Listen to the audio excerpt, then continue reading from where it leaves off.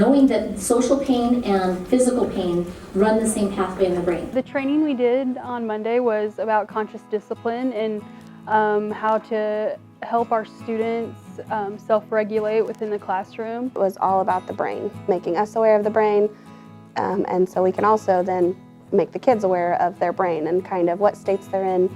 3 main states: executive, emotional, and survival. And so we want them in that executive state. And just realizing that our kiddos need those brain breaks as we do. One of the things that Dr. Barclay spoke about in the training, which was very beneficial to me, was the 80-20 rule. And she said that if 80% of your kiddos are on task, they're engaged, they're paying attention, then push forward. But if you go beyond that and you dip below that, then that's time for a brain fresh start. If there's really low energy, that tells you we need to do something. Or if there's really high energy, that tells us we need to get something in there so we can get back into that brain that's ready to learn. If you see them getting up and needing to move, then it's time to implement something to get their sensory out.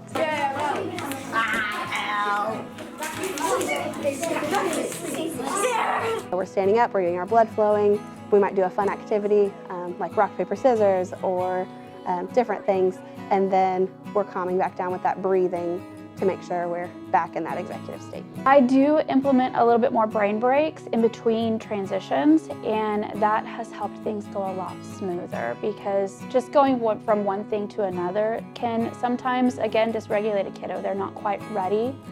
And so I allow, if they're working on something, I allow them to finish, and I'll start a brain break for those that are done. And that alleviates that stress of I need to get done because we're moving on. I also created an environment in my classroom where students can find a safe place to utilize to self-regulate those emotions when they're feeling frustrated or angry. Hog high five or fist bump. Carpet, hog high five, fist bump. Love you, good morning. This really gave me a lot more tools to work with.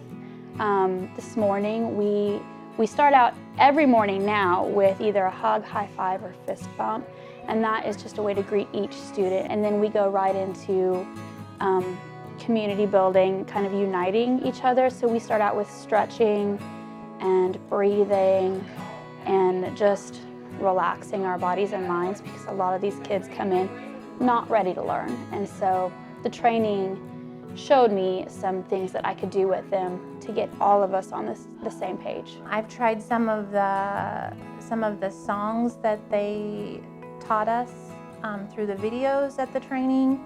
I tried that today with one of my students, and he loved it, and he actually was asking for it later in the day. Definitely loved what they mentioned about cognitive endurance. They gave us some strategies where we can just build up that brain's ability to sit and focus on an activity for a sustained amount of time.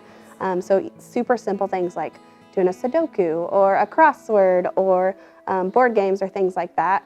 And those are super easy to implement. Having someone present teaching us was just huge, because it made what I read through the book make more sense. I've also been doing the webinars online.